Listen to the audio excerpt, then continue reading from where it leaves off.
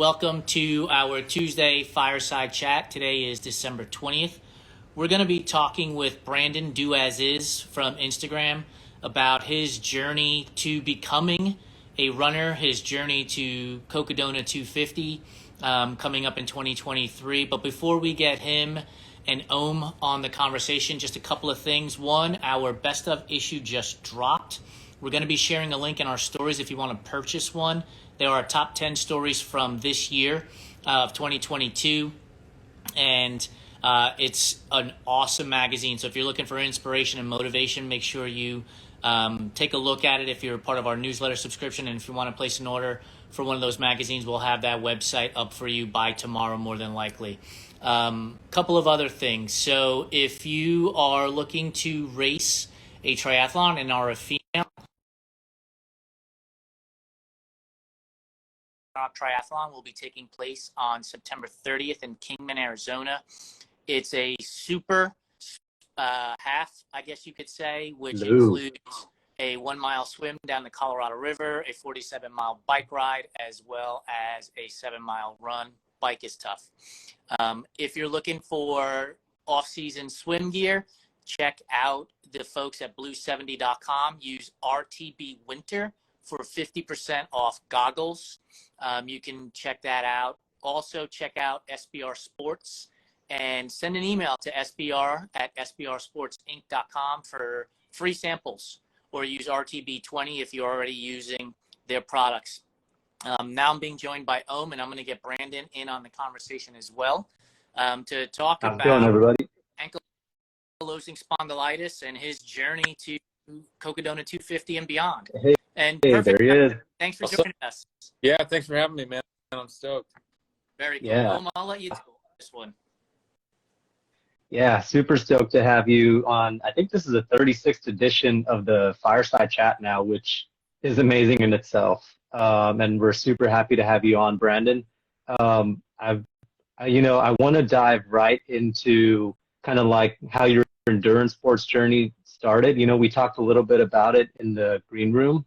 I think one of the questions that anybody has with somebody doing with any disability, like ankylosing spondylitis, is, were you an athlete before AS? All right, I'll let you take it from there.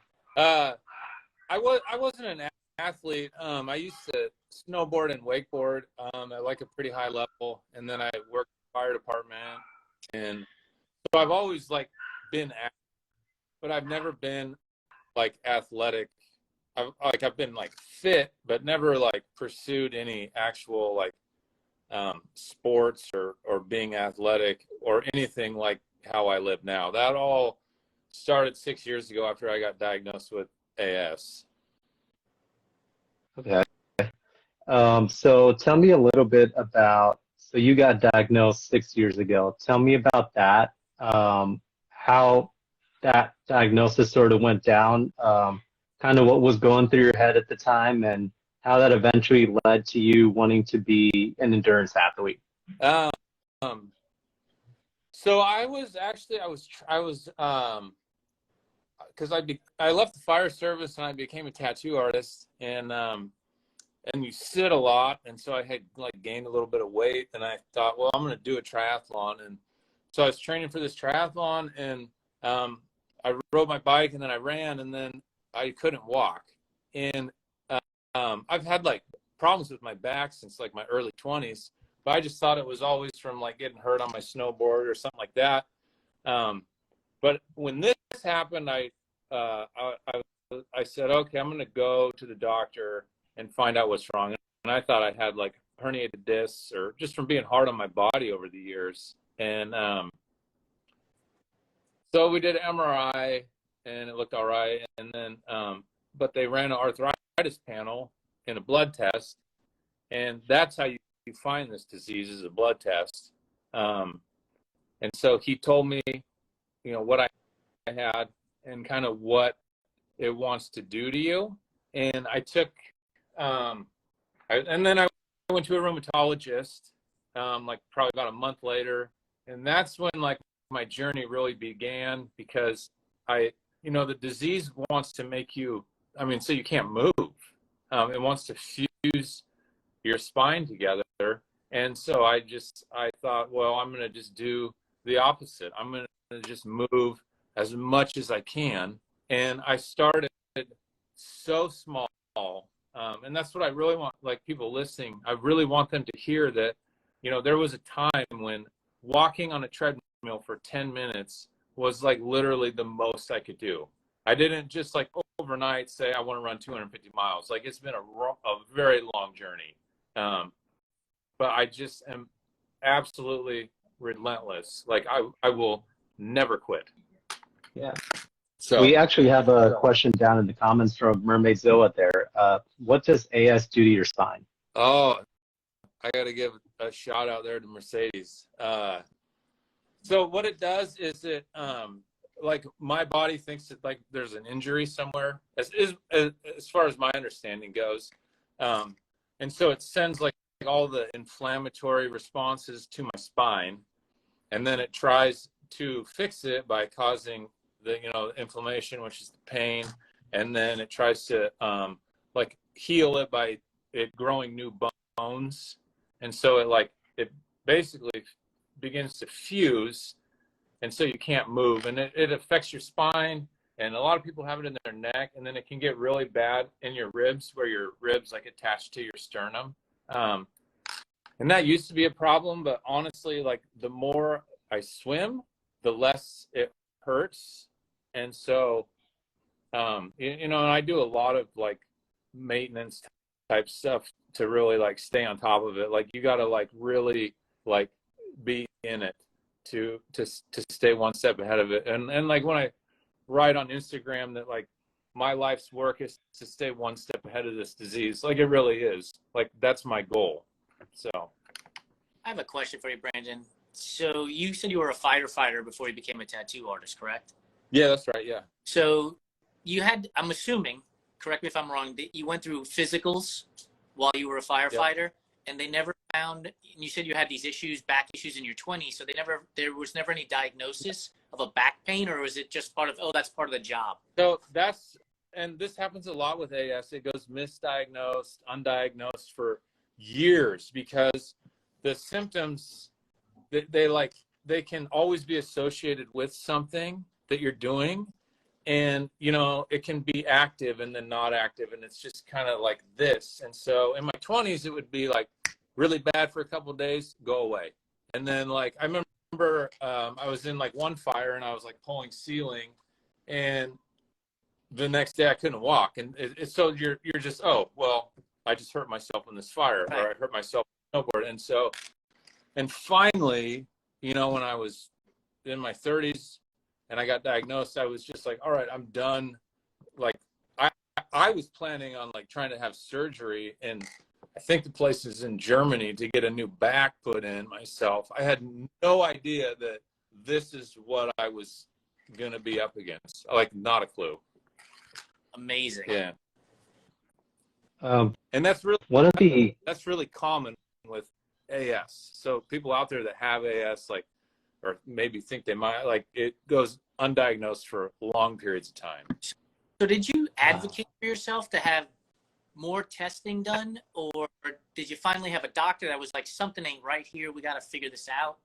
In the beginning, it was always associated with something like rock climbing or my job, or there was never a time where it wasn't associated with something. And then finally, when I went to the specialist up here, I go, it hurts all the time now for no reason at all.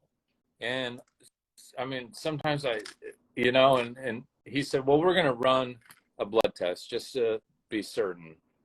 So yeah, you have to be persistent, and you do have to advocate. So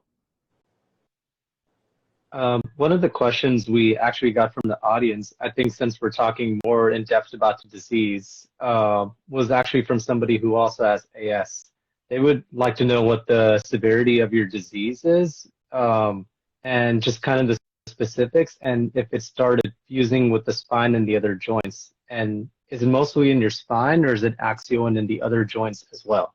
So my problem is basically my SI joint, and then I have a little bit in my ribs. But and a lot of people, like, they want to talk about this or they don't, but I take biologics, and I don't really, the benefits outweigh the side effects, and that's how I manage it.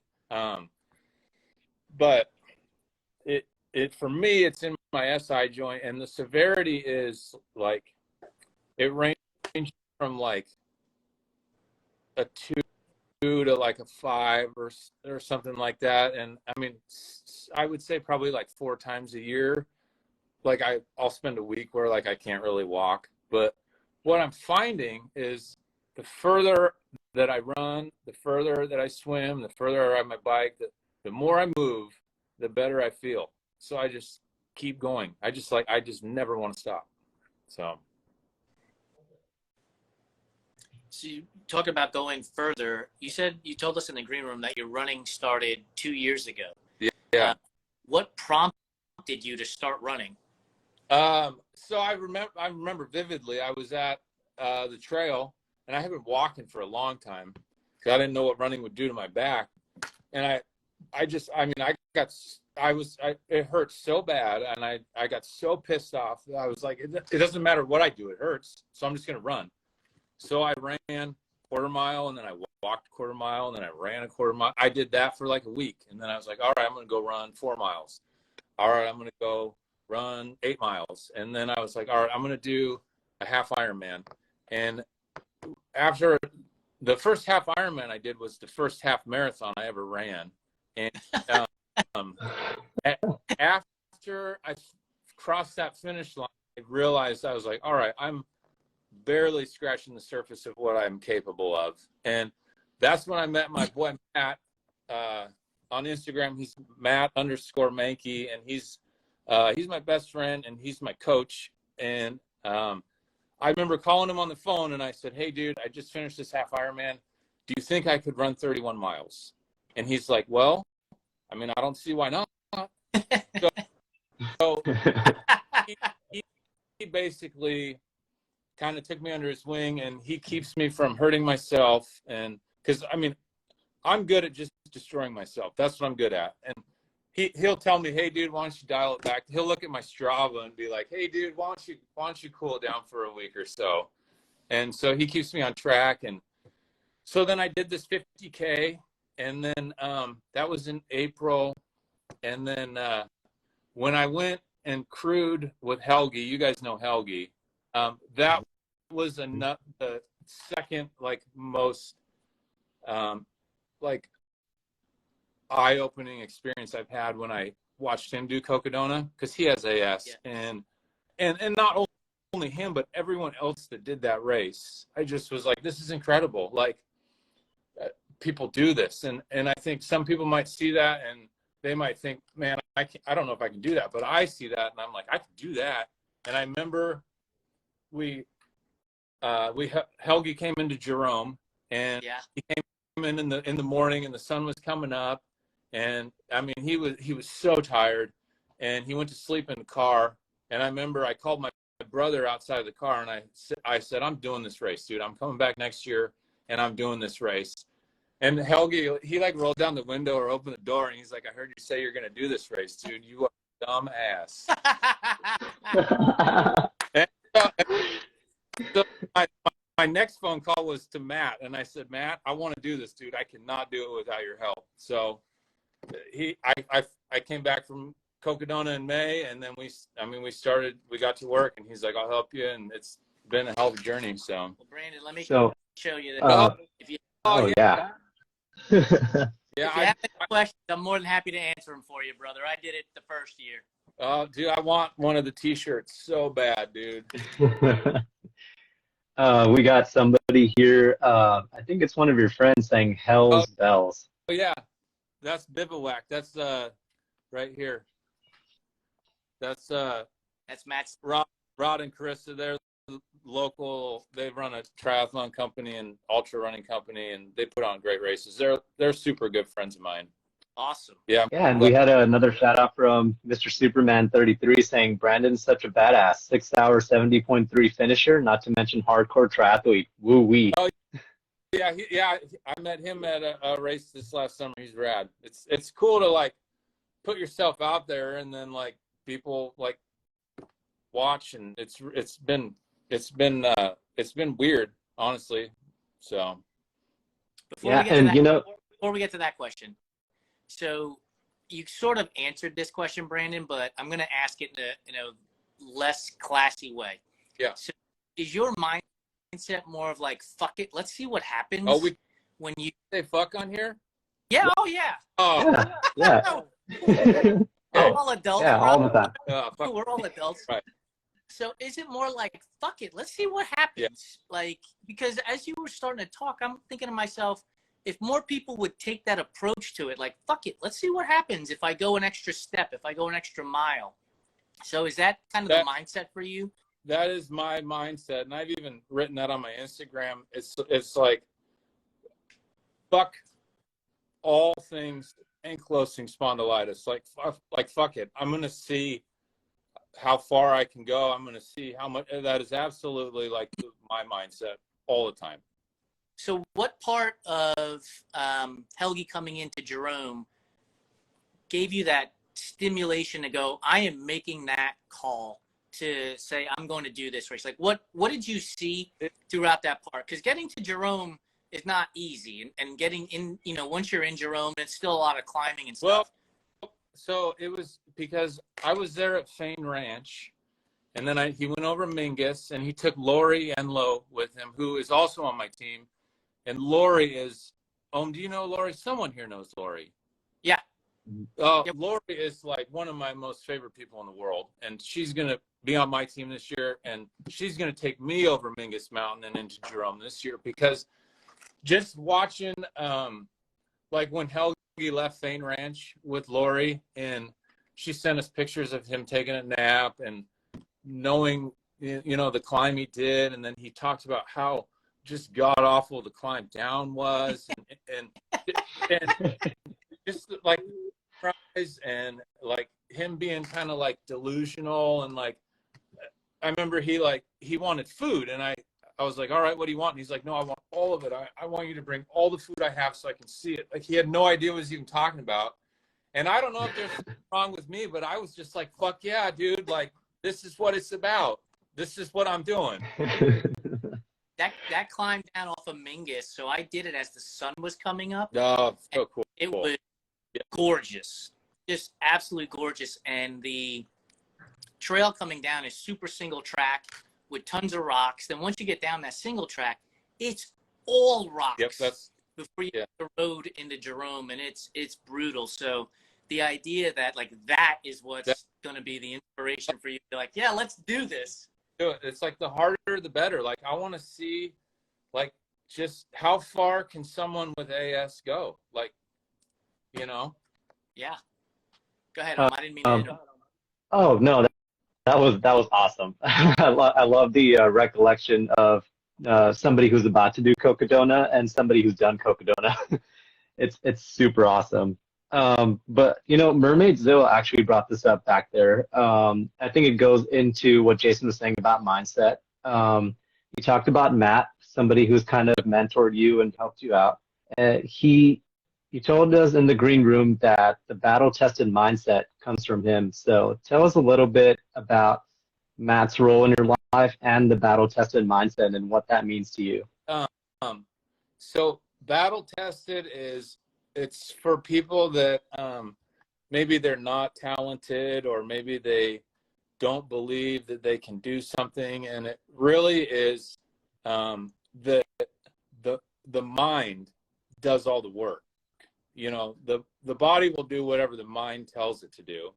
And so Matt realized that like I'm never going to be very fast, and I'm not very athletic, so I just need to be tough as fuck, is basically what he told me. He's like, you need to be one of the toughest people that I know. And the only way to do that is to put yourself in like the harshest environments where you're just miserable, and just move forward. Just sit in the shit and just move forward through it and get to the end. And so that's what we do. And he puts together these little missions. We do like one a month where we'll just go out into just like this god awful weather or terrain or whatever, and he just says, all right, we're just going, and then we're like, we'll go on like very little sleep. And he doesn't like let me rest for very long. He's like, you get 20 minutes, dude. Like, you don't get the luxury of sitting in an aid station for 2 hours. Like, you're not fast at all, dude. You get 20 minutes to change your shit, eat, and go. And he's always like behind me, just busting my ass. And so battle testing is just all about like, how tough can you make your mind? And for anybody that's interested, he makes awesome videos of like all our missions on his YouTube. Is the Disillusioned 1811, and it's got like all of our stuff out in the mountains, and so if you want to check it out, you can watch there. But the battle testing has really kind of changed the way that I look at, honestly, like just life in general, I guess. Has your mindset always been, since you started running and doing endurance sports, focused towards battle testing, or has it sort of evolved over time? That it has definitely evolved over time. I've always been like very driven and persistent, but when I decided I wanted to do Cocodona, it's like that's like next level stuff, and I knew that I would have to become a lot tougher than I was, and so the battle testing, it just keeps evolving, and what's so cool about it is like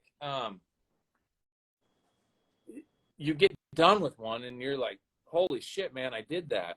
And like, you know, you look at your watch and you're like, I went this far with this elevation gain and this kind of terrain, and then you do the next one, and then this what I love the most about it is what you thought was hard, you know, 3 months ago, 4 months ago, now that's easy, because you just continually put yourself in these hard environments where, you know, things become easier over time. And then now I'm even like applying it to my own life outside of training. And that's what's so cool about ultra running, is that it really, it teaches you how to deal with things outside of running. Like, you know, I mean, you could say you're training for life. I mean, sounds cliche, but I think it's true. Like when you're doing ultra running stuff. One of the things. Before we go, I'm sorry. Go ahead. Just want to reintroduce everybody. My name is Jason Bahamundi. I am the founder and co-owner of Run Try Bike magazine. Being joined by Brandon Do As Is on Instagram, and Om Gandhi, who is our co-owner. If you have questions, please put them into the little question mark on the right-hand side, or do as everybody else has been doing and type it in the comment section. We'll try to get to it and make sure we get it into Brandon's hands to answer. We had a couple of things, Brandon. Carl, who I didn't get all the name of, said that person has never seen anyone more determined than you, which is pretty awesome. And then Why Racing Events said Brandon is a badass dude and a super good person. So we're thrilled to have a person like you join our show. And then lastly, Matt, who you've been talking about, says, have Brandon explain the Dirty Marge epiphany. Oh, the Dirty Marge. The Dirty Marge was like one of the first he put together for us out at Mount St. Helens. And I think we did it in August. And it was just hot fuck out. And the first like 11, 12 miles was just like super nice trail, man, like sand, just not some single track, just, I mean, like awesome trail. And then all of a sudden, it was at like mile 13, it's like that just ended. And we entered into like this another world of just the gnarliest shit I have ever seen. And like we are filtering water, and there's like biting flies, and there's just straight bushwhacking up this shit, and it just like kept coming and coming and coming. And then like you get to, you know, you get done going up, and then like you start descending down to these giant boulders that are like loose and sand, and it was just like so gnarly.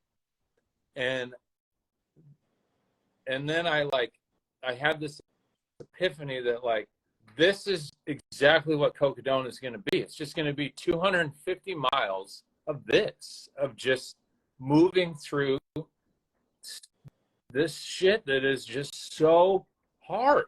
And that was when the Dirty Marge was what like changed everything. So we're going back there next year. It's in Mount St. Helens, and we want to have people like come run it with us. It's like 26.3 miles. It'll be one of the hardest marathons you ever do.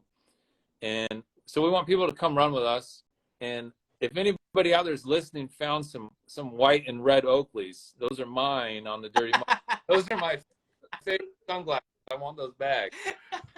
Oh no, not the Oakleys, man. But I got to tell you, the Cascades are, I mean, I paced Bigfoot a couple of times and I'm doing it in 2024. The Cascades are brutal. So I can kind of get a mental image in my head of like the biting flies and like the humidity and the feeling in that forest. When we were doing the Dirty Marge, there were two guys out there putting up the course markings for the Bigfoot going the opposite way. So some of it is on the Bigfoot course, and then it just gets so gnarly. But it was so awesome, and that is like, you get done, and that's like what stands out. You're like, I did that, dude. Like, what else can I do? Like, what's the limit? Like, let's find out. One of the things you mentioned at the start of this conversation was going a quarter mile run, quarter mile walk. And Ohm and I both laughed and smiled because I don't know if you've seen Ohm's story is literally called It Started with a Quarter Mile. And my story is exactly the same thing. I ran around a track for a quarter mile, then walked a quarter mile, and I finished my first mile, and I thought I was a superhero. Like, yep. Yeah, right, got it done. And so then to be where you are today, you mentioned not being a natural athlete, and where you are today, like how do you, I guess, rectify that in your own mind, right? To not be an athlete, starting with a quarter mile and now registering to 250 miles. Like does that strike you as crazy, or are you like, this is just natural now? See, I've been thinking like, maybe I am a little bit crazy, like in all aspects of my life, but to me, it's just normal. It's just like the natural progression of like, all right, I run a half marathon. I got to do a marathon. If I did a marathon, I got to run 30 miles. If I run 30, why not 100? It's just, to me, it's just natural. And I've always been that way in my life. Like with everything I do, I'm either all in or I'm all out. So like this does not come as a surprise to me. And I'm already bugging Matt, like, hey, dude, you're going to help me do the Triple Crown, man, in 2024. So it's like I'm already looking at, and that's just the way my mind has always worked my whole life. So for me, it's natural. And I just knew that if I take those steps in the beginning, I walk the quarter mile, I run the quarter mile, it's going to build, I'm going up.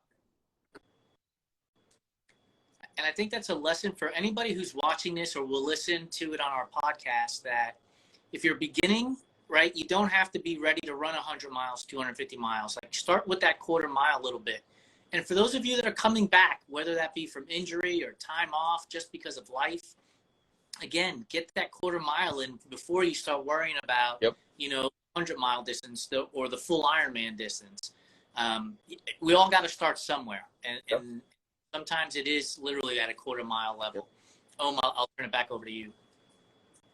Yeah, we talked at length about the Cocodona 250 and how Helgi sort of, how you sort of had that moment, where, you kind of mentioned that's something that you wanted to do. And, we've had the conversation about it. But one of the things I really wanted to kind of dive into is also your fundraiser for spondylitis. Tell people where they can find it, why you're doing it, and just tell the viewers what it's all about. Yeah. So there's a link in my bio where you can donate to my fundraiser that I think almost in the entire proceeds will go to spondylitis, who they're the only nonprofit that is dedicated just to spondylitis, and it raises awareness. It'll advocate for people. And the big thing for me is that it helps with research for a cure, because I am not hopeful that I will see a cure in my lifetime, but because this is a genetic disease and I have a son, there might be a cure in his lifetime, and he may have this disease. And that is, like, above all else, that is why I do what I do, because if he does in his 20s get this, then I will know exactly what to do for him. I have paved the way. Like, nobody showed me how to do this. I'm going to pave the way for him. And if he does happen to get it, I can just say, dude, you're going to be fine. Look at all this shit I've done. You know, I'm going to show you how to do this too. And that is why I will never stop. But the fundraiser is just so, like, I can raise awareness. I can give back. I can get people involved, and mostly so I can get people moving. Like, I can get people out there with AS. Like, there's a couple of people on Instagram that have messaged me, and two of them are actually on my Cocodona team. They're coming with me. Two of them have AS, and they're going to run through me. And they have said, hey, I started running because of you. I did this because, like, that's incredible. Like, I'm just a guy who just one day decided, like, I'm going to put something on Instagram. And now there's like I always say, like, let's start a movement. Like that's what I want to do. Like, let's get people moving. And so that's kind of what the fundraiser is for me. And plus the people at Spondylitis that I've worked with are just so cool. So, and I do really want to give a shout out to Helgi, because I'm just following in his footsteps. Like, and when I said in the beginning, like, sometimes you have to see something to believe it, like, that's true for me too. And when I saw Helgi, I'm like, oh shit, okay, there's a dude out here doing this. I'm gonna do it too. Oh, I could not believe it with Helgi, man. Like, I met him at Moab when I was pacing Hector Rodriguez, and this was before I knew he had AS, or before I knew his profile or anything. He is one of the most gung-ho dudes I've ever met. he is amazing. Along so well. And one of my buddies, Seth, I ran the back-to-back 50Ks I ran a few weeks ago. He came out and ran with me for a little bit, and we were talking about Helgi, and he goes, yeah, dude, Helgi, he's almost too tough. And that's the best way to describe Helgi, I think. So I got to give him a shout out. I love that guy.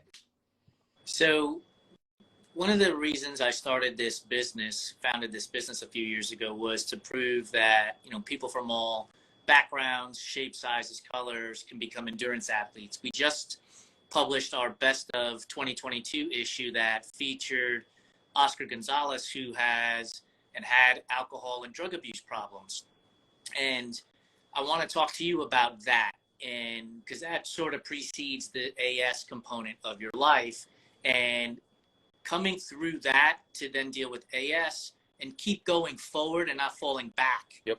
Is an example that we want to shine a light on, to show people that you can get through these things through endurance sports. So if you don't mind talking a little bit about dealing with alcoholism, and how you've been sober for a decade now, and what that means to you, that'd be great. Yeah. Thank you for asking me. We love rock it up. We love running buddies. Hang on, I got to get the door real quick. Hang on, just one sec. Hang on. This is it's always nice to have a first for every Fireside Chat. Was Jackie's dog barking last week? No, well, it was Jackie's, and then I think Maria's was barking too. And Maria actually had a fire pit for her chat, so it's always good to have a first on these chats. Okay, there. I'm good. Right on. Fireside Chats are now mobile, folks. It's another secret edition. Sorry, you asked like an awesome question, and I'm like, all right, I'll be right back. No, I live for this shit. This is amazing. Yeah, so I've been sober now for 10 years, and my drinking problem like really started when I was in the fire service, because I was a paramedic too, and I mean that's kind of how I dealt with a lot of things, and it really it kind of, when I drink, it kind of made me like become the person I thought I should be, and that's not a good person. And so 10 years ago, I mean, I was like, I mean, probably would have died if I would have kept going.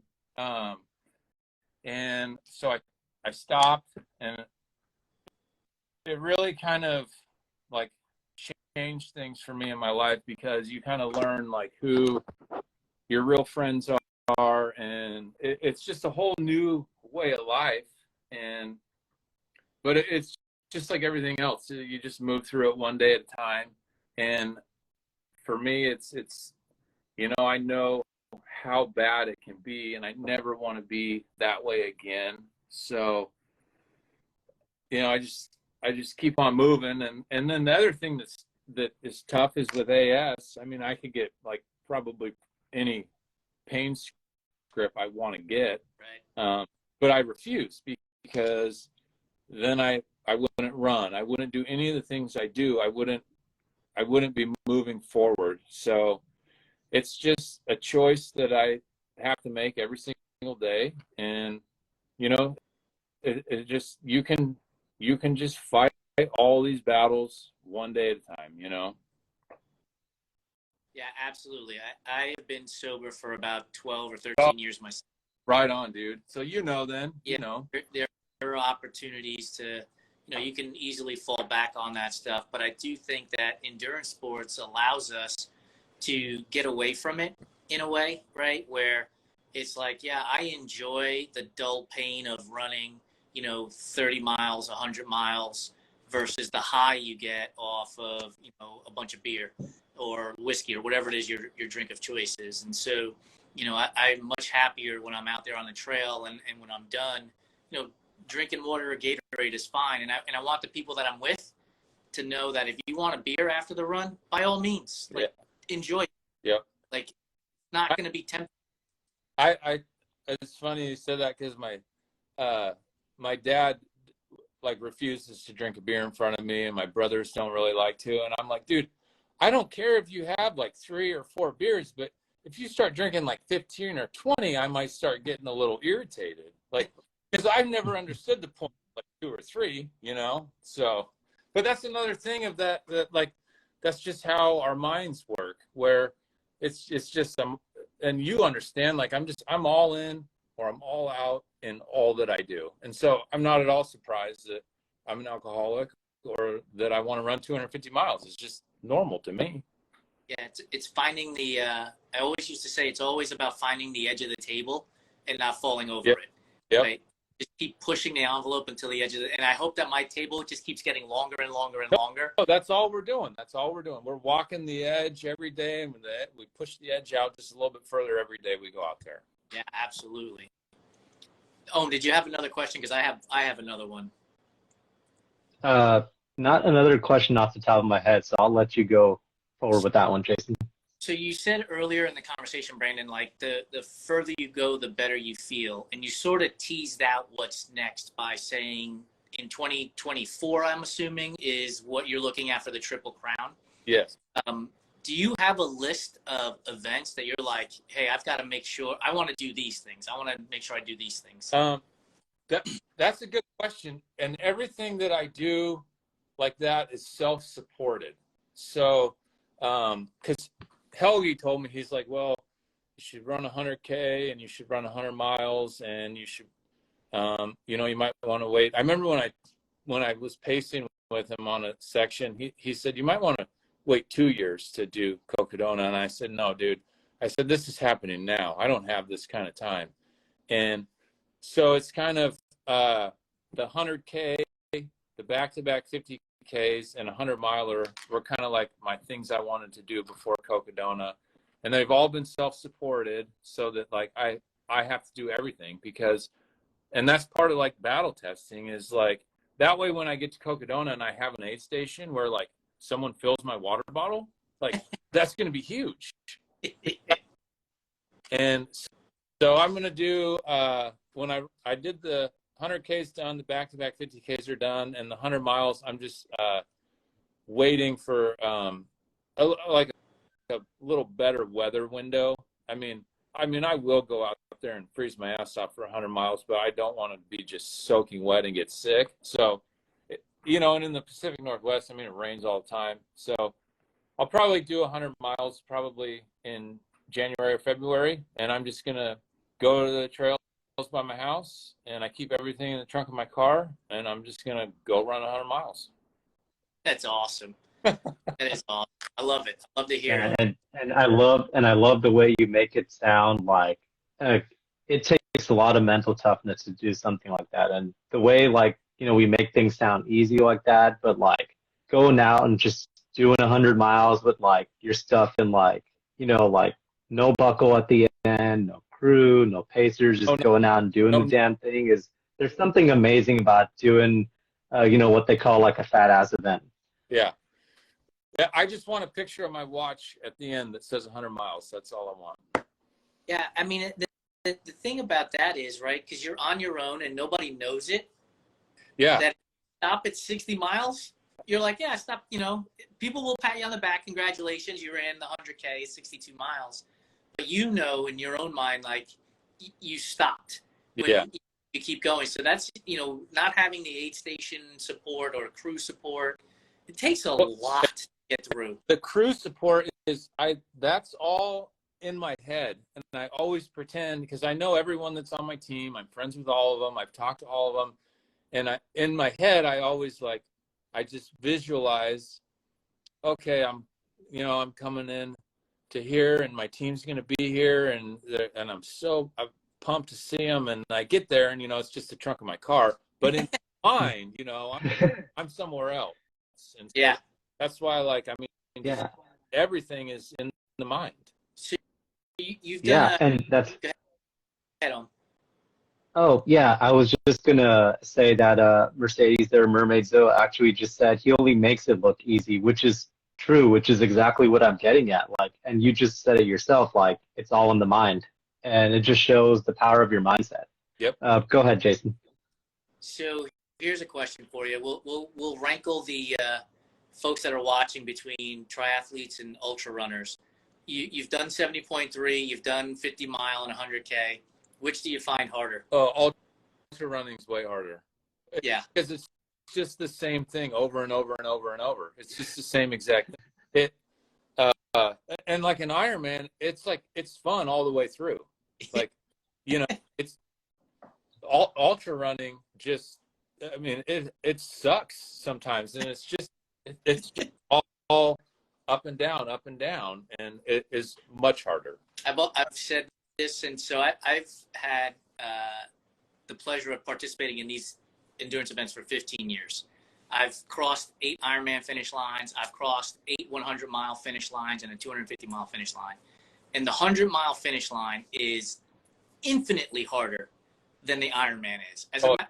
I say the 50-mile race is equivalent to an Ironman, a full-on Ironman race, in terms of long, you know, the time it takes you to run it and everything else. Yep. But your point, like, a triathlon is fun. No, it's right. Get past that swimming component, like the first 100, 200 meters. You're like, all right, I'm in this. This will be cool. Yeah. You get to bike like you're a kid again, you know, and then you finish up the run. Cool bikes and, like, I mean, it's rad. Ironman is rad. Ultra running is not always rad. Like, when it's dark and, like, you know, you're by yourself and you got to eat, like, your 10th goo, and, like, it is, like, it sucks sometimes, but that's what I like about it. What's your favorite food out on the trail? Like, when you man, I'll give me those chips, dude. I like the potato chips. All day. I pulled into Prescott at Cocodona, and before we pulled into Prescott, I told my crew chief, I'm like, all I want is an ice cream sandwich and an Impossible Whopper when we get to Prescott. Oh, yeah. And they were phenomenal. Like, it was the greatest food I had. Oh, I believe it, dude. Like you're just so hungry for whatever pops up. Like, you know, you can have a strategy. We could talk about this for Ironman and or ultra running, where you have a strategy, an idea. I'm going to eat this. I'm going to drink this. all these things. At the ultra distance race, when the sun shows up for the second time and you're still moving, you're like, you're not, that strategy is out the window for food. Yep. You're like, whatever you have, I'm hungry. And it's like something different. Just give me something different. You know? Yeah. Yeah, no, like no kidding. I was at mile 100 of Moab, and the cook gave me the chef special. It was a Nutella pancake, and that was like the best thing I've ever had. I mean, you're right. It's all out the window. Yeah, I remember when I was I paced Helgi to I think Fort Tuthill, and I mean I was like, back then I didn't know really anything about ultra running, and I didn't have enough water. I got dehydrated. I didn't have enough food, and I remember we got to the aid station, and I was like taking chicken nuggets with like French fries and like giant chunks of avocado and like just mashing it up, and it was like so good, dude. Like I would never eat that. Not for a million years, dude. They wouldn't pay you. You couldn't get paid to eat that crap. I remember being there, sitting there, and I'm like, damn, this is so good. It's so good. The salt, the fat, all of it. Yeah. Did you leave Jerome with Helgi? No, I did not. Lori did. I just, me and Patrick, another guy that has AS, we went up there and crewed him at Jerome, and then he left with Lori. But it was just the whole experience of being in Jerome with the sunrise, seeing runners come in after being up all night on Mingus Mountain was just incredible. It was incredible. And I just was like, I'm doing this, dude. Yeah, I'll give you an early alert. Like when you leave Jerome, if the course is still the same, it's brutal leaving Jerome. Like it literally just goes straight down. Like it's all fuck, man. Like just if you remember this, be careful when you leave Jerome. I'll remember, and I love watching West Plate videos. And I have watched his West Plate. Oh, dude, West Plate is so awesome. I cannot wait to meet that guy at the start line. And his two Cocodona videos, I have probably watched them, I mean, hundreds of times. So yeah.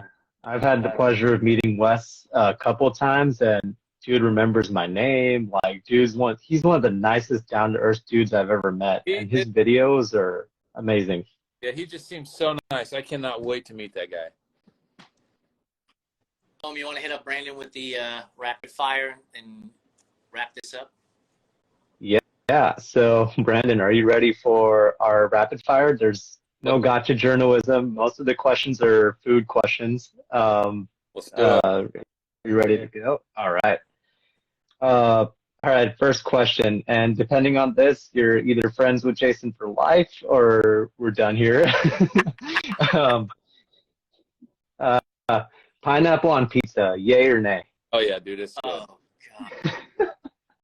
Heck yeah, you're my friend forever, dude. I'll still help you with Cocodona questions. All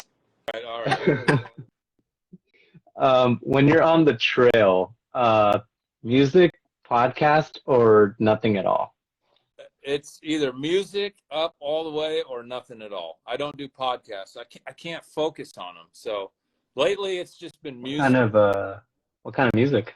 Oh man, I listen to like everything, but like a lot of hip hop and a lot of lately I've been listening to a lot of not metal, but just like heavier stuff.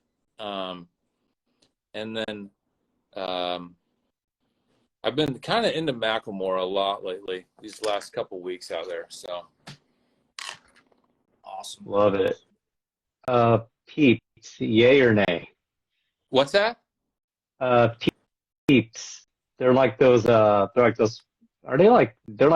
marshmallows, right? Just throw in the garbage after you yeah. That works. Those are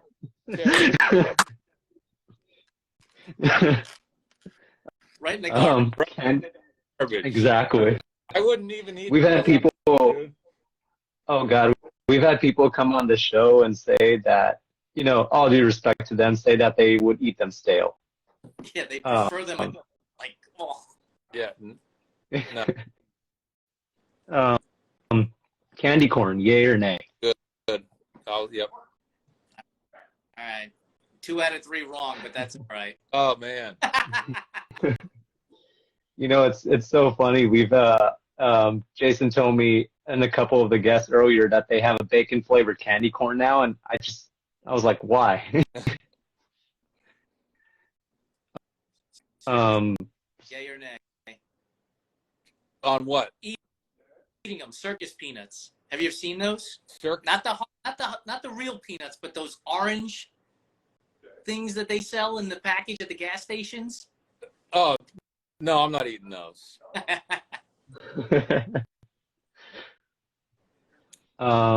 Red velvet cake. Is it real? Is it real? Is it a real flavor, or is it just chocolate with red dye? I would say it's chocolate. There we go. That's what I think. Favorite flavor cake? Oh man. My favorite flavored cake. I like carrot cake. Yes. I would go with that. Are you a pie guy? Do you like pie? Oh, I love pie, yeah. What kind of pie? Cherry pie, pumpkin pie. I don't like apple pie. I don't like the chunks of apples in there. But pretty much, but honestly, like just pie crust. Like just go. I don't need any filling. Key lime pie? Yeah, I'll eat that. I'll eat any kind of pie for sure. Very cool. What's your favorite recovery meal? Oh man, I usually I have like a protein shake with some L-glutamine, and then when I get home, honestly, I just eat like whatever is in the kitchen. I really like when I make potatoes, I'll make just like a ton of extra potatoes, and just pretty much anything on potatoes. I'll eat all of it when I'm done running.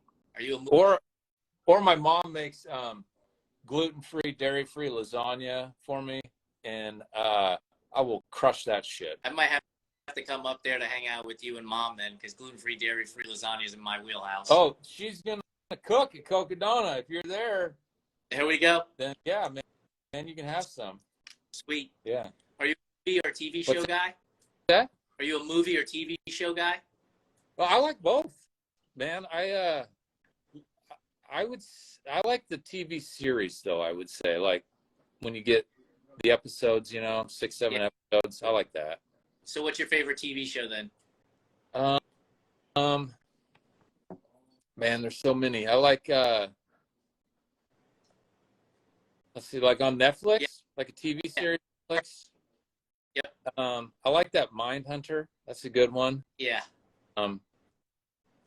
And then man, there's so many, dude. I'll watch. You want to say hi? This is my boy Emery. Hi, Emery. Nice to meet you. Hi, Emery. Nice to meet you. Mermaidzilla said shepherd's pie. I don't know if she's asking us. That's my tattoo apprentice. She makes the best shepherd's pie, and they made it for me like a month ago. I'm trying to get her to do it again. She won't do it though. It's so good. Awesome. Well, hey, Brandon, thank you so much for joining us. I mean, your story, dealing with alcoholism, dealing with spondylitis, both of those stories from one person are inspiring. Coming from the same person is super inspiring and motivating. Thank you for joining us. For those of you who are just getting on right now and have missed the show, it'll be on our stream here in a minute, but you can also get it on our podcast. You can get it on YouTube, and you can get it on our website here real soon too. Outside of Brandon, where else can people find you? And mention the donation link again, please.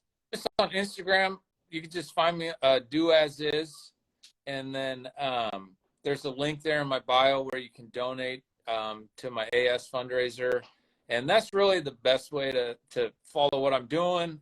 I'm pretty active on Instagram, so just check it out on there. And I love it when people like with AS or with something message me and they're like, hey dude, I did this today. like, send me a picture of your Strava, send me, and I write back to everybody because I just think it's so kick-ass that people are like, hey, I did this. So tell me what you did. Awesome. So Yeah, and before we exit, I just want to tell everybody that we got more stuff coming up with Brandon pretty soon, so super excited to share it. Stay tuned for January for that. January. Yeah, I'm stoked. You guys are awesome. Thank you so much. Appreciate it, Brandon. Thank you, everybody, for joining Appreciate us. it. We'll see y'all. All right. See you. Bye. So I twisted this thing.